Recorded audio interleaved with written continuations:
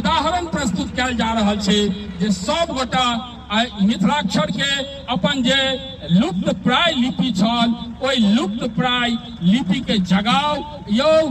केहन केहन एहिठमा अथी सब छथि जिनका अपन भाषा नहीं छनि ठीक से लिपि नहीं छनि आ अपन एतेक प्राचीन लिपि अपन एतेक प्राचीन भाषा आर तकरा महत्व नहीं दऽ कऽ हमरा सब पता नहीं ककरा ककरा महत्व देने जा रहल छी। तो हम सब एहिठमा बाबा माधेश्वर स्थान के एहिठमा प्रांगण में छी सौराठ में जे मिथिला पहचान मिथिलाक्षर निशान के रूप में हम सब एहिठमा एहि पड़ाव पर पहुँचलहुँ हैं। हम पड़ाव पर और एक बाद 14हम पड़ाव पर हमरा सब सीखे बच्चा बूढ़ जवान सीखे बच्चा बूढ़ जवान